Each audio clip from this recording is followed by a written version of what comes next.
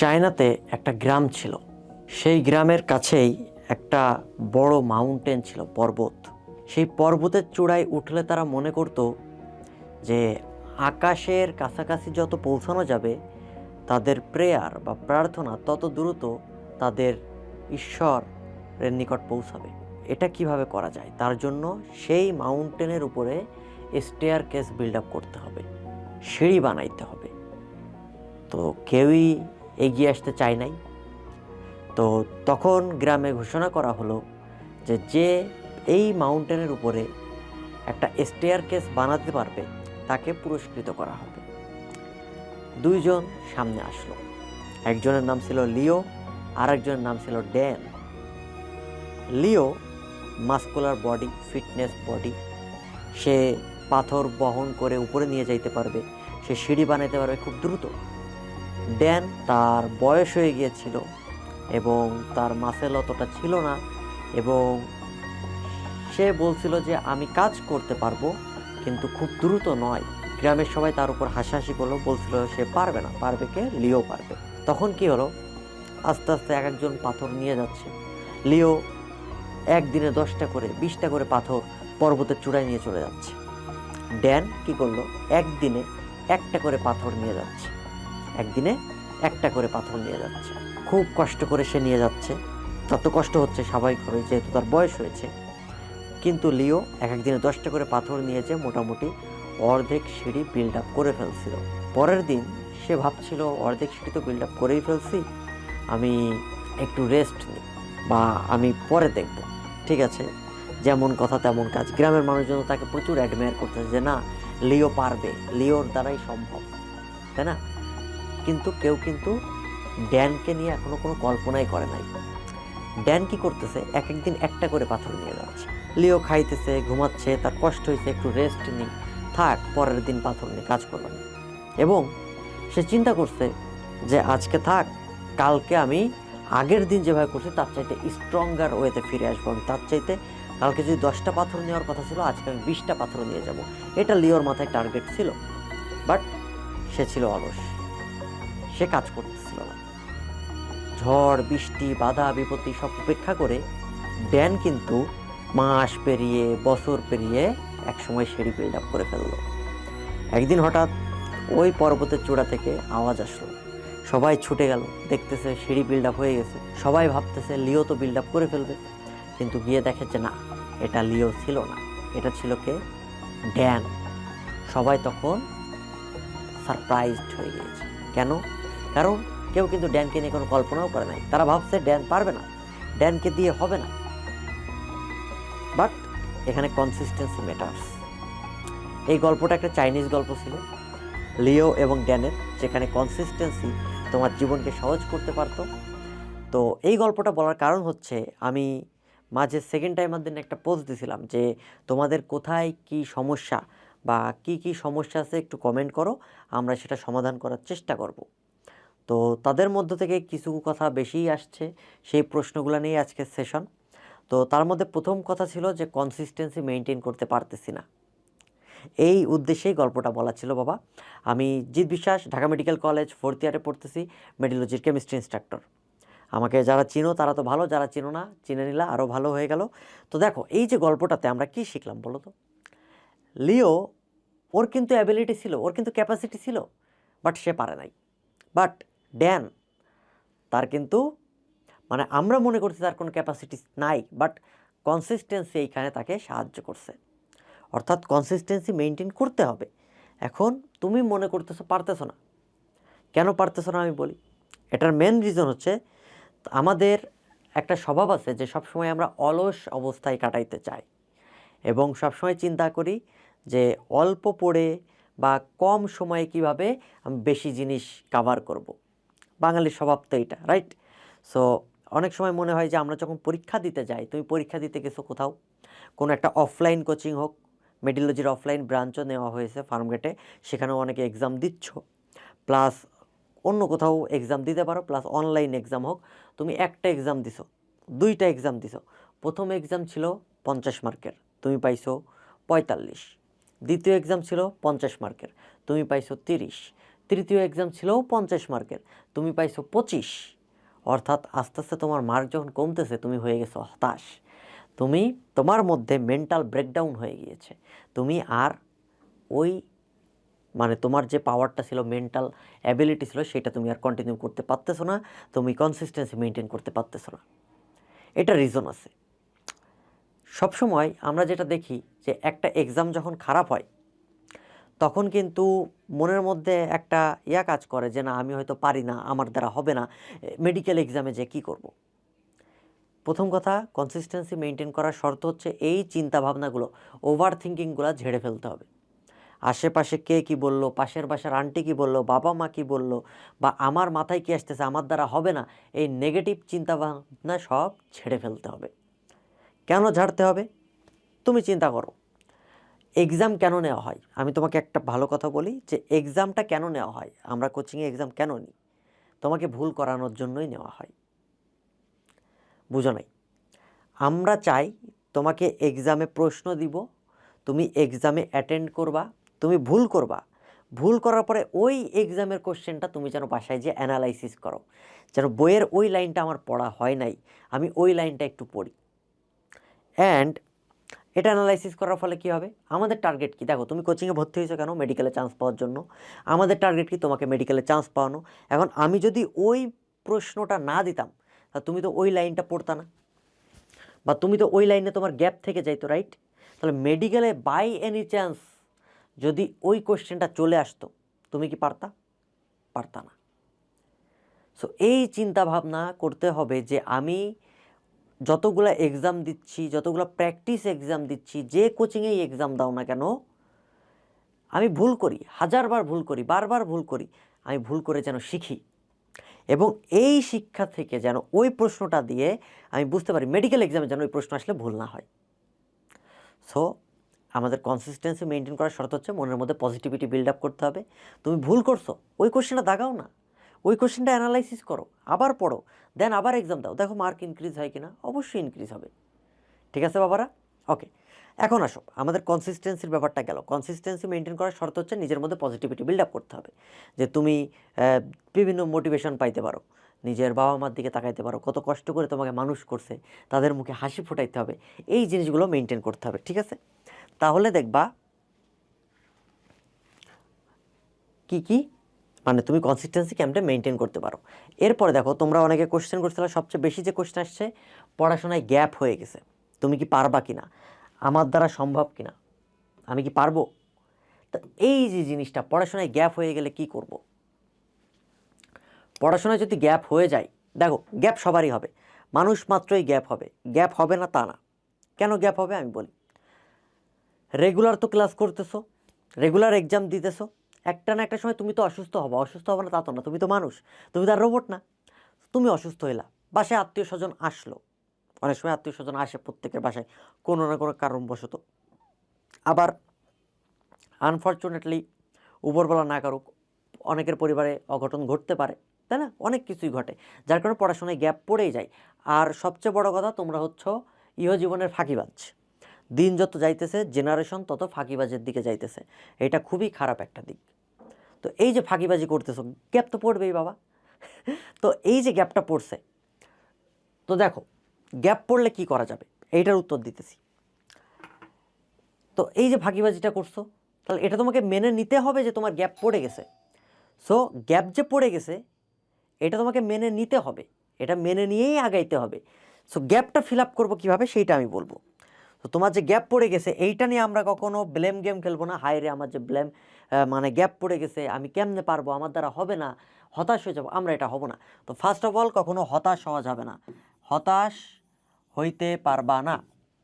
Second কথা, gap যে পড়ে গেছে যাক, তোমার কি কাজ এখন থেকে, এই মুহূর্ত থেকে, তুমি যেই কোচিংয়েই থাকুক না কেন, আমাদের মেডিওলজিতে যারা ভর্তি আছো, মেডিওলজি পেইড ব্যাচের স্টুডেন্ট, অফলাইনেও যারা ভর্তি আছো, রুটিন তোমরা দেখছো, আজকে যে ক্লাসটা হবে তুমি সেই ক্লাসের পড়া করো।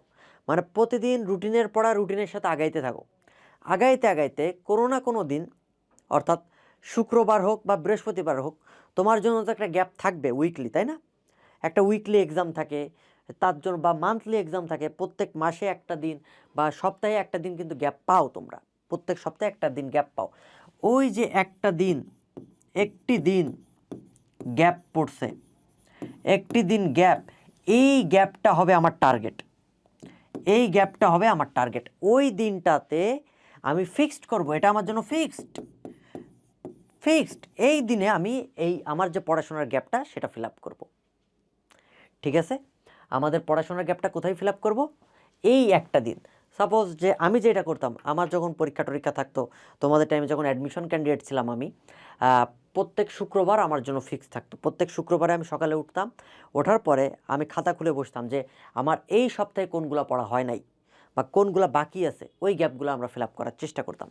তাহলে রেগুলার পড়া কিন্তু রেগুলার সাথে আগাচ্ছে। তুমি যখন আজকের ক্লাসের পড়া করতে তোমার মাথায় এই চিন্তা আনা যাবে না আমার তো 2 দিন পড়া গ্যাপ হয়ে গেছে, কি করব। ওই 2 দিনের পড়া তো আমি শুক্রবারের যে কাভার করতেছি। শুক্রবার সারা দিন বা বৃহস্পতিবার, যে কোনো দিন তোমার জন্য যে দিনটা পারফেক্ট বলে মনে হয় তুমি সেই দিনটা ফিক্সড করো। তোমার জন্য ওই দিনটাতে তুমি গ্যাপ ফিল আপ করবা। ডান? তাহলে আমরা গ্যাপ ফিল আপের কথা গেলাম। সেকেন্ড কোশ্চেন, সবচেয়ে বেশি যেটা আসছে, আমি কি রাইট ট্র্যাকে আসি? রাইট ট্র্যাকে আসি কিনা এটা বুঝবো কিনা, আমার ট্র্যাকটা ঠিক না বেঠিক, বা আমার পড়াশোনার স্ট্র্যাটেজিটা কেমন হওয়া উচিত, ঠিক না? দেখো, তুমি রাইট ট্র্যাকে আসো কিনা সেটা দেখার জন্য তুমি একটা জিনিস কাজ করতে পারো, তোমার পড়াশোনাটা ইফেক্টিভ ওয়েতে আগাইতে হবে। ট্র্যাক, তুমি কেমনে পড়াশোনা করতেছো বা কি পড়তেছো, বা আজকের দিনের একটা রুটিন তুমি বানাবা। রুটিন কখনো এমন বানাবা না যে, এই ক্ষেত্রে আমি সবসময় মনে করি কখনো কাউকে আইডল মানা যাবে না। তোমার কোনো আইডল নাই, তোমার আইডল তুমি নিজেই। তোমার মনে হইতে পারে জিৎ বাবা যে দিনে 24 ঘন্টা পড়ছে, আমিও 24 ঘন্টা পড়বো, ব্যাপারটা এমন না। তোমার আইডল তুমি নিজেই। অনেকে হইতে পারে যে পুরো সপ্তাহের একটা রুটিন বানায়, যে শনিবারে ফিজিক্স পড়বো, রবিবারে কেমিস্ট্রি পড়বো, এমন রুটিন হবে না। তোমার রুটিন হবে দিনের রুটিন দিনে, day to day routine, day to day routine. কেমন ডে টু ডে রুটিন? রুটিনটা হচ্ছে তুমি আজকে কি পড়বা সেটা তুমি একটা লিস্ট করে ফেলবা, যে আজকে আমি ভোকাবুলারি এ দিয়ে শুরু যেই কয়টা, তার মধ্যে প্রথম 20টা ভোকাবুলারি আমি পড়বো, ওয়ার্ড মিনিং বলো বা স্পেলিং পড়বো। 2, আজকে আমি কেমিস্ট্রির অমুক চ্যাপ্টারটা শেষ করব। সাপোজ জৈব রসায়নের প্রথম অর্ধেক সমানুর আগ পর্যন্ত আমি পড়বো আজকে। এর সাথে বায়োলজি, কোষ রসায়নের শর্করা পাঠটা দেখব। এইভাবে প্রত্যেক দিনের রুটিন দিনে করতে হবে এবং ওইটা ফিল আপ করার চেষ্টা করতে হবে। ঠিক আছে, তোমরা দেখতে পারতেছো আমরা হচ্ছে মেডিলজি থেকে একটা মেডিট্র্যাক লঞ্চ করছি। এটা পেইড ব্যাচের স্টুডেন্ট এবং বাইরের স্টুডেন্ট যারা আমাদের পেইড ব্যাচের না তারাও কিনতে পারবা। ঠিক আছে, মেডিট্র্যাকটা যদি তোমরা একটু খুলে দেখো, মেডিট্র্যাকের পাশে ওইখানে কি লেখা আছে, দিনে কত ঘন্টা পড়ব, ওই টপিকে পরে আসতেছি। নিচের দিকে লেখা আছে যেগুলো গ্যাপ পড়ে গেছে, একটা লাইন আছে দেখো, ওই ক্ষেত্রে আমরা ওই জিনিসগুলো লিখব যেগুলো আজকের দিনে আমার পড়ার কথা ছিল কিন্তু আমি পড়তে পারি নাই, ওই লাইনগুলো লিখব। নিচেই লেখা আছে কি কি টপিক পড়বো বা আজকের পড়া কি কি পড়বো। তুমি ওইটা সকালবেলায় উঠেই ভোর 6টার দিকে উঠো বা 7টার দিকে উঠো, লিখে ফেলবা যে আজকে আমি এই চ্যাপ্টারটা পড়বো, অমুক ভাইয়ার ক্লাসটা করব। তোমরা আমার ক্লাসও করতে পারো, ইউটিউব চ্যানেলে ক্লাস দেওয়া আছে জিৎ ভাইয়া ডিএমসি, এটা ইউটিউব চ্যানেল, এখানেও দেখতে পারো। সো ক্লাসটা করব, কি কি টপিক পড়বো, কোন কোন চ্যাপ্টার পড়বো সেটা তোমরা এখানে লিখে ফেলবা। লিখে যেই চ্যাপ্টার তোমরা পড়বা সেইখানে তোমরা টিক দিবা। তার নিচে আছে ভোকাবুলারি পার্ট। ভোকাবুলারি পার্টে কী করবা, তোমার যতগুলো ওয়ার্ড মিনিং আছে, ভোকাবুলারি পার্টে যতগুলো ওয়ার্ড মিনিং আছে বা স্পেলিং আছে, তুমি যেটাই পড়ো না কেন, দেখো মেডিকেল অ্যাডমিশন টেস্টে বর্তমান টাইমে যেটা দেখা যাচ্ছে, গ্রামার পার্ট থেকে কিন্তু ভোকাবুলারি পার্ট বেশি আসতেছে এবং ভোকাবুলারি পার্ট আমরা অনেকেই পারতেছি না, রাইট? সো এর জন্যই মেডিট্র্যাকে এই লাইনটা দেওয়া আছে। এই সেগমেন্টে তুমি কি লিখবা, তুমি আজকে যেগুলো পড়ছো সেইগুলো এখানে লিখে ফেলবা। লিখলে কী হবে, তুমি তো প্রতিদিন ওই যে শুক্রবারে যে গ্যাপ ফিল আপের জন্য দিনটা আছে, ওই দিন তো তুমি প্রত্যেক দিনের পৃষ্ঠা উল্টাবা, দেখি আমার কোন কোন গ্যাপগুলো ফিল আপ হয়নি, ওইগুলো আমি গ্যাপটা ফিল আপ করবো এবং সাথে ভোকাবুলারিটা এক নজরে দেখে যাবা। এইভাবে কী হবে, ভোকাবুলারিটা তোমার মাথায় থাকবে। ওকে, তাহলে মেডি ট্র্যাকের ব্যাপারটা গেল। এইভাবে যদি তুমি মেনটেন করো তোমার ট্র্যাক অবশ্যই তুমি রাইটে আসো। ওকে, তোমরা মেডিলজি ওয়েবসাইট থেকেও পারচেস করতে পারো বা পেজেও নক দিলে কিনতে পারবা। স্ট্র্যাটেজি কেমন হওয়া উচিত এটা বলে দিলাম। ডে টু ডে রুটিন হইতে হবে। সবচেয়ে বেশি কোশ্চেন আসা, দিনে কত ঘন্টা পড়া উচিত, এই কোশ্চেনটা আমি যতবার জিজ্ঞেস করছি, ফার্স্ট টাইমার বলো সেকেন্ড টাইমার বলো, প্রত্যেকের একটাই কোশ্চেন যে বাবা দিনে কত ঘন্টা পড়া উচিত, আমার পড়া হচ্ছে না, দিনে 24 ঘন্টার মধ্যে কত ঘন্টা পড়বো। এই কথাটা শুনলে আমার মাথা টাস করে গরম হয়ে যায়, মনে হয় তোকে সামনে পাইলে আমি ধরে 2টা থাপ্পড় মারতাম, গাধার দল। এই ধরনের কোশ্চেন কখনো করা যাবে না। সবসময় মনে রাখবা কোয়ালিটি ওভার কোয়ান্টিটি। একটা জিনিস চিন্তা করো, তোমাকে গাজী আজমল স্যারের বই দেওয়া হলো, আবুল হাসান স্যারের বই দেওয়া হলো, মাজেদা ম্যামের বই দেওয়া হলো, আব্দুল আলিম স্যারের বই দেওয়া হলো, ঠিক আছে, আরও যেগুলো মেঘনাথ স্যারের বই দেওয়া হলো, জিতেন্দ্র স্যারের বই দেওয়া হলো, হ্যাঁ। তো এই যে এতগুলা বই, অনেক বই তুমি পেয়ে গিয়েছো জাস্ট একটা সাবজেক্ট বায়োলজির জন্য। এখন বলো, তোকে এতগুলা জিনিস দেওয়া হয়েছে, তুই কি পড়ে পারবি? পারবি না। তোকে পড়তে হবে কি, যে কোনো একটা বইকে টার্গেট করতে হবে। গাজী আজমল স্যার যেহেতু আমরা মেন বই, সো আমরা এটাকে টার্গেট করে পুরা গাজী আজমল স্যারের বই একবার বা 2বার আমাকে শেষ করতে হবে। শেষ করে ফেললাম, শেষ করা শেষ, ওকে ডান। যদি গাজী আজমল স্যারের বই একবার বা 2বার আমি শেষ করি, এরপরে বাকি যে রাইটারের বই আছে সেখানে এক্সট্রা কি ইনফোগুলো আছে আমি এইগুলো মার্কিং করতে পারবো, এই জিনিসগুলো আমরা দেখতে পারবো, রাইট? ওকে, এইটা আমরা দেখলাম। তাহলে দেখো, তুমি কিন্তু কোয়ালিটিতে ফোকাস দিয়েছো, তোমার পড়াটা কেমন হচ্ছে সেটা তুমি দেখতেছো। দেখো, আমি কেন বলি কাউকে কখনো আইডল মানা যাবে না। চান্স পাওয়ার পরে অনেকে অনেক রকম কথা বলে, বা তুমিও বলতে পারো যে তুমি 24 ঘন্টার মধ্যে 28 ঘন্টা পড়াশোনা করছো, এটা তো সম্ভব না। অনেকে 7 ঘন্টা পড়ে, 7 আওয়ার পড়ে, সেটা তাদের জন্য ইফেক্টিভ। অনেকে দেখা যায় মাত্র 2 ঘন্টা পড়লেই তার পড়াটা অনেক ভালো হয়, সেটা তার জন্য ইফেক্টিভ। সো কত ঘন্টা পড়া উচিত এটা কখনো কোশ্চেন নয়, কোশ্চেন হইতে হবে তুমি কিভাবে পড়বা, ঠিক আছে? কিভাবে পড়বা, পড়তে হবে বেসিক সহকারে। তোমার দরকার একটা চ্যাপ্টারের বেসিক, তোমার দরকার একটা চ্যাপ্টারের কিছু নেমোনিক, তোমার দরকার একটা চ্যাপ্টারের কিছু শর্ট ট্রিক্স, তোমার দরকার একটা চ্যাপ্টারের জন্য প্র্যাকটিস, যেগুলো এমসিকিউ তুমি সলভ করবা, মেডিকেলে আসা কোশ্চেন বা এইচএসসিতে আসা কোশ্চেন, যে কোনো জায়গায় আসা কোশ্চেন। তোমার একটা চ্যাপ্টারের জন্য যদি ম্যাথমেটিক্যাল টার্ম থাকে, যেমন ফিজিক্স কেমিস্ট্রির জন্য তোমার দরকার হ্যান্ড ক্যালকুলেশন। তোমার যদি একটা চ্যাপ্টার পড়তে গেলে দরকার হয় এই জিনিসগুলা আমাদের টার্গেট, ঠিক আছে? সো এই টার্গেটগুলো তুমি ফিল আপ করবা, যে তুমি আউটপুটটা কেমন দিতে পারতেছো এটা তোমাকে জানতে হবে, ঠিক আছে? তুমি যদি আউটপুট দিতে না পারো, সো 24 ঘন্টার মধ্যে 22 ঘন্টা কেন, তুমি 25 ঘন্টা 29 ঘন্টা পড়েও কোনো লাভ হবে না। তোমাকে পড়তে হবে ইফেক্টিভলি, তোমার আউটপুটটা যেন বেস্ট হয়, যে তুমি কি পড়তেছো, কেন পড়তেছো, এইটা তুমি টার্গেট নাও। মনে করো তুমি আজকে গুণগত রসায়নটা শেষ করছো, বা শ্বসন শ্বাসক্রিয়া চ্যাপ্টারটা শেষ করছো, বা ভৌত আলোক বিজ্ঞান চ্যাপ্টারটা শেষ করছো।